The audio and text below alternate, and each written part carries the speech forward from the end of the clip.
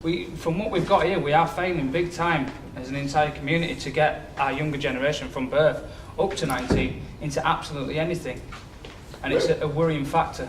We're failing when show and tell is a bullet or a drug that they picked up off the washing machine or the bedside cabinet of a father or mother that's never known work, that's been out all night and asleep, not to take their kids to work. There is a generation that does not know how to be parents. They wouldn't know what that meant. That, by the way, is not too dissimilar within various cultures who remember the unit would take that responsibility because the good name of that family was important. Community was important, how you were seen. They don't care how they're seen. But that's the issue. If you don't believe in something and belong to something, that's why football is our national obsession. For rugby, you believe in it, it's your passion, isn't it? You live for it. You know, I kept saying, forget the national team, we might get there, but hey, I dream. Sorry, part of it is, I've come late, so I don't know, you might have done the discussion over it.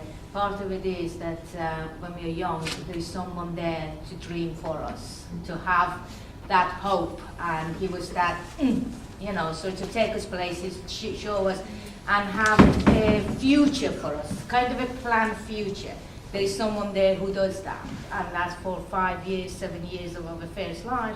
That is important, and I think that's where we might be failing at the start, that there is no one there to have that dream for us, to have that future for us. And then when we grow up, when we come to that age, it's all gone, you know. And when I don't know, I mean, the rest of you, but when I ask some young people, what do you want to do? And they say, I don't know.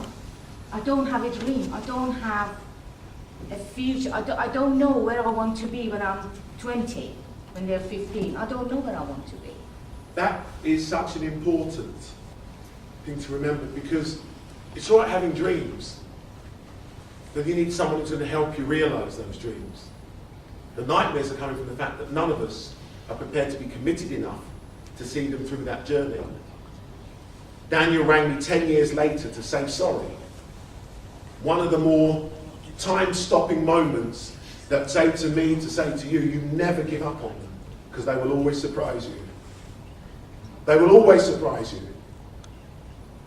I've learned that in the most challenging environments is where the real jewels are to be found.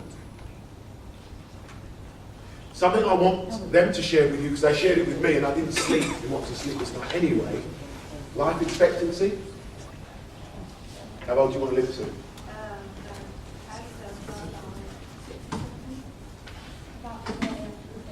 40 or 50. Remember that. 40 or 50. Same.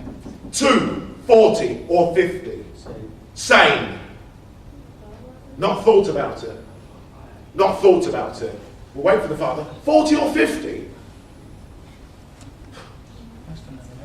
I will say this to you all today. It gave me a sleepless night. I hope it gives you a sleepless night. In Africa, where all the poverty is, the life expectancy is 42. But I see wise wisdom of those who are 90, 100. In Asia, character, age, wisdom informs the knowledge, the cunning, the clever potential of our young. They don't see themselves beyond 50.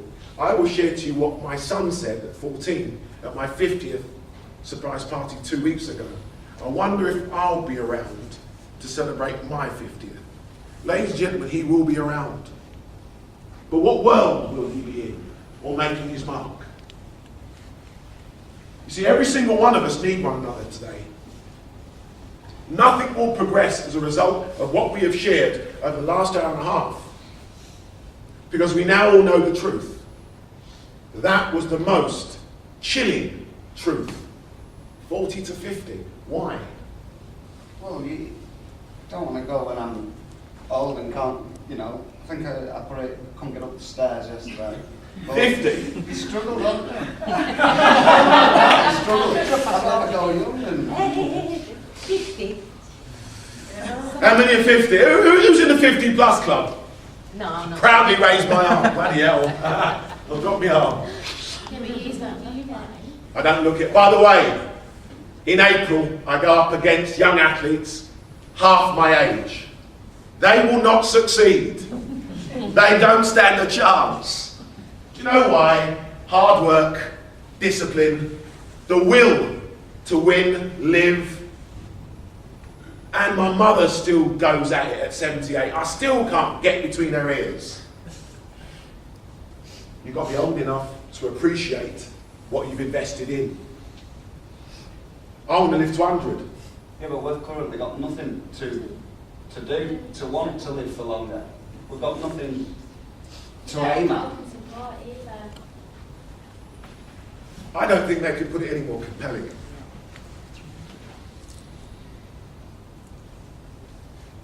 This was the most risky thing I could have done, but it was a calculated risk. Because I took the time to prepare. And, by the way, I had to convince you. By the way, when we first met, what did you expect? Karate Kid.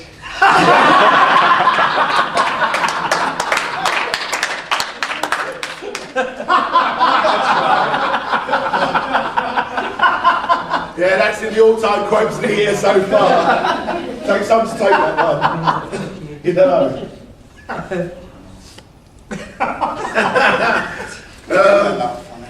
After we'd spoken, what did you think? That you wanted to make a change. What made me will for us make a difference to people? Well, I personally got up and shook your hand because it was sinking in. Everything you said was on our level. So yeah, I was really chuffed to bits actually that we got the chance to meet you. It's all right going in to meet someone, but they don't always pull through. They say they're going to do something and don't. And with today, you told us we weren't going to get no stick, and we've not. So yeah, I think it was really genuine. Not everyone's a genuine person when you're in a meeting, and mainly false. So.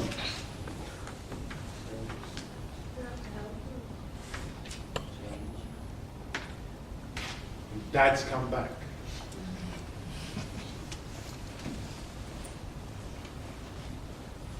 What did you think before you met me yesterday? About what?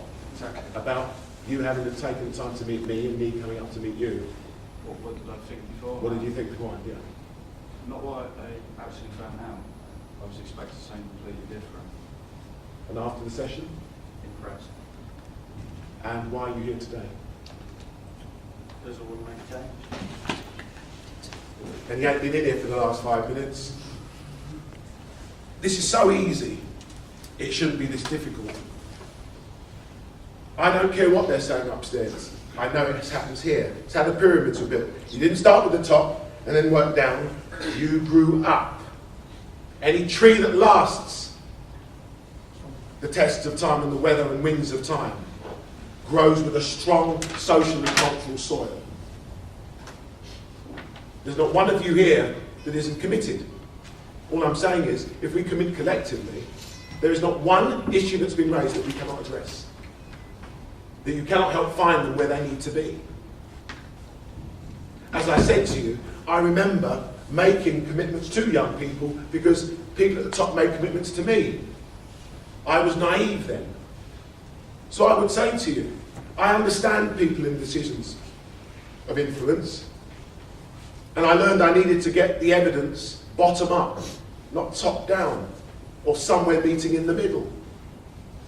Is there anything you've heard from these young people that makes no sense, you find completely unacceptable, unreasonable, or something that could not be achieved by us as a collective? And it's the honest vote now.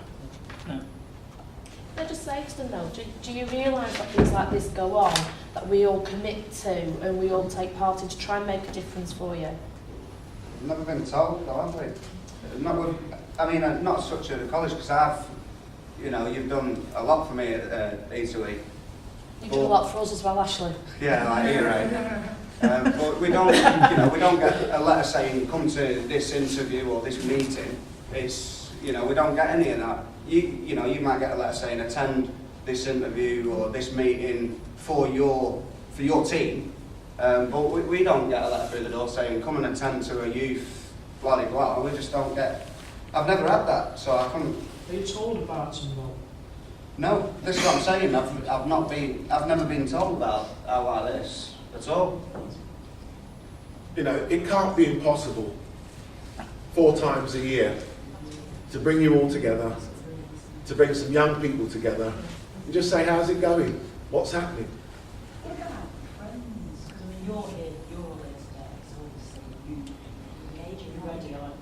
You obviously want to make a change. What about your friends that really are disengaged? If you said what you were doing, they just laugh or... Do you know what I mean? Well, I've got a lot of friends that have recently been sent to jail and... Yeah, so what do you think would make them think, right, that's it, I do want to change? When I was in school, it was all right, you know, you had a laugh with your mates and that, but when you came to choose your choices, you only had a selected amount. Now, at my old school, they've got like a bit of a construction site for the kids to go straight in, hair and beauty for the girls. They should have more of that in more of the Do you think schools. it's earlier then? Yeah, I think a lot of young lads like me, I was told I had ADHD at about 10-year-old. So the first thing they did, took me to the doctors, and that was it. He's got ADHD, he's marked a bad lad. The first thing they did, my mum went out and bought me a broken motorbike. You know, my dad bought out and got me the bits. It might have took 3 or 4 days, but with my dad, we was focused on it. If we've got something to focus on, we're not going to be running riots around the school and causing trouble, wanting to fight, because we've got something that we want to do in front of us. When you said that a few years ago you were in trouble and things like that, would you be in a different mindset now? Would us being here now have changed the way you felt at the time? Probably, but when I was younger, I wouldn't have spoke to you like I am now. I was quite lad, but I've got to say, well, as soon as I came out of school, I got chucked out of school, mainly on my own fault, but I think a lot was, they don't want to put the time into a bad lad. But as soon as I got to college, it was totally different. I was getting on, but as you know, Eddie, all the staff, they was on the same way, but they spoke to us. It's just a bad choice, wasn't it? You know. You see, that's what I was saying to you about being out of my hands. Like, although being brief, the connection or the interaction that I might have had with you might have been because you've done something wrong. But you spoke to us. It weren't the case of you've been a bad lad. Last warning. It was, why are you doing it? Yeah. What have you done? And how can we sort it? Yeah, you know, right. It weren't get out of college. But your next progression, your progression to go for the following year was, that's what I was saying before, it was taken out of my hands because the powers that be have said or made the decision to say, sorry mate, you can't come to the next course. But that's because they've got to... I actually went to Connections and I asked for an enrolment day for the course, and I think they told me it was the 30th of whatever month it was the 30th. When I turned up, I got the interview, but the person that was interviewing me said the actual course for the date for the course I wanted to do was about a week before. Right. So it's Ashley actually said I interviewed you to come up to Youthwise, and straight away, we tried to get you back into the college, and I think your statement was to me, I'm always in the wrong place at the wrong time. It's about the communication between the agencies to make sure, it should have been a natural progression, it should have been, but in that... So we've come to the view that there needs to be better communication. Yeah, definitely. And I think there is natural progression now. Yeah, there is, it's definitely improving. We shouldn't be competing, we should be working together to offer the right place So for we the shouldn't be right competing, person. we should be collaborating. Yeah, I think it's definitely improved that. It has, yeah. It shouldn't just be one person in out of 3. It should be the whole, like I don't know what it was saying, people are only just they're just getting paid. They come to work to get paid. They should all want to do what they're doing. I would say actually very frustrating for staff as well, isn't it? I suppose it's sure of the same position as us. Working for people. To find that out is really frustrating because for us, that is a natural progression. We've been working for that, to get that, and for that to be the outcome is something that's really sort of difficult for us to sort of work with and change. What I find it really gets at me is I worked at, I messed about a little bit at college, but everything I worked at, I passed. Now, if I can't get on to that course in the next couple of years, then they're worth nothing. They might as well go in the bin because they are worth nothing. If I'm not in the trade or learning that same thing, whether it be with a guy doing a bit of labour, at least I'm still in the game, I know what I'm doing. If I'm out for a year and a half, I've got to start from scratch again. So it's let me down, really let me down. By the way, we do have the biggest skills shortage of aspirations that we've just had conveyed here. But I'm 19 now, and your education is free till you're 19. As soon as I hit 20, I've got to pay for my next course. Big shame. Where the companies I talk to, I know where I can take Ashley to, and all they're asking is, Jeff, hard work, punctuality, and some enthusiasm. If you give us those three things, we're not interested in all this, Petra, we don't want to know. We haven't got time for that. But we need those three qualities. If you give us those three qualities, like the bike he was given, and that goes back to the point, everybody's got a gift. If you find out what they're interested in, you can educate them. You can develop the social skills. You've all got the things you want to do. Well, that's the way I believe in developing the skills and the tools that help you compete for life. It's 1 o'clock. I have certainly found this both challenging but inspirational. Because I've got to be honest with you. Can I just ask one more question? Actually, from your point of view then, did you have the support at home? When you said about your dad and your mum? Yeah, my mum and dad are both at home, and they've supported me through everything. So you haven't got to be a single parent from a broken home? I actually know a lot of single parents that have done a better job bringing the kids up on their own than they have with a guy. Oh no, I just wondered whether there was somebody that supported you, whether it was your mum. My dad's backed me all the way. See, when I got chucked out of school, I think it was just I was turning into a bit young adult, just being a testosterone. And at one point, my mum pulled me to the side and said, I was getting to a point where I was making a client not ill, but really probably heartbroken. I'm doing it to her, giving her all the stress, and every day she was up at the school. Not everybody has that, you see. So I think a lot of it goes down to them being trusting the agencies, and I think that's goes back to what they share. goes back Trust, to the fact that we should be doing it right, getting it right. Belonging. There's a lot of people that will help us, and a lot of people in the room right now. But when we go out of this room, it's not just the few of us that are here now. It's the people that's already outside of these walls now. The younger kids, the kids our age, because we might be young adults, but to you, we're all still kids. We might be 17, 16, but to an adult at 35, 40, they're looking down at us as, you're just a kid.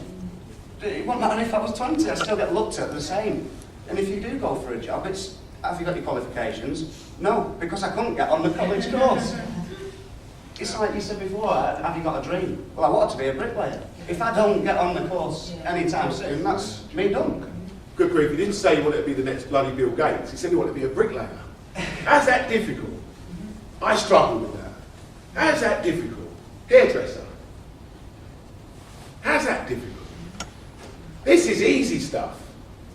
Surely there's got to be more than one college that could have offered that bricklaying course. That's just it, but we're not working as a collective effort. As a result, we don't communicate that collective effort. That will give confidence, that will see them make a long journey if they've got the resources to then engage and see that that collective effort is genuine. And that's done by, we all do it. We all want to see if it's all for real. And if it's for real, we commit to it. And what you put in is what you get out on both sides. And I still will challenge anybody that suggests it's just about the numbers. When I was winning, I used to take my funding site, the next sponsorship proposal, and go, don't worry about that, Jeff. You're winning. When I lost, every proposal was required. If you're doing good and it's working, you won't ever want anyone coming to your door. If you start doing that collectively, you start making some serious inroads. And once you've made those inroads, everybody wants to be associated with success, something that works. What's the most successful project in Blackpool? I'm just asking. I don't know. I'm asking. The most successful project, youth project in Blackpool. Yeah, Connections. Prince's Trust. Prince's Trust. They're here. They were invited.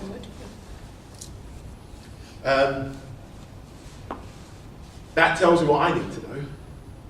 Have you been exposed to what you need to know Are you better informed? Something that makes you think, hear and feel. Just consider, discuss over lunch. Please do so. By the way, you are invited for the rest of the afternoon, because by way of what we have shared, this afternoon will be how we can communicate better, how we start to network more effectively, how we use interactivity. Because I built a bit of a house and I need you to help furnish it, decorate it and make it do what you need and want it to do for you in helping them help you. I work with young people all the time. They never fail to amaze me, as well as challenge me and engage me. I think these have been wonderful advocates and representative of the youth of Blackpool. It tells me that you still are able to prevent and intervene. You're not going to have to deal with the issues my colleague is in Trafford. They're your advocates. They can become your ambassadorial communicators, whatever you wish to do. We find a common vehicle that will help us do it. We badge it all up. We tell how many people we want to sit on that journey. And we just make it happen. Don't be hamstrung by the policies and the targets. Start believing in what you're actually good at. Believe what you collectively can do and what these young people have the potential to achieve. I'd like us to thank these young people.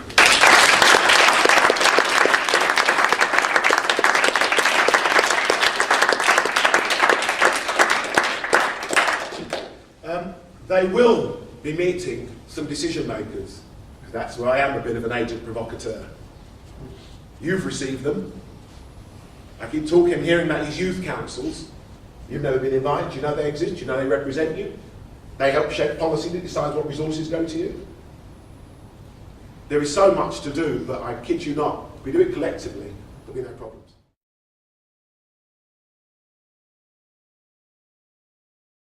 You may recall in the format for the day, I mentioned a case study.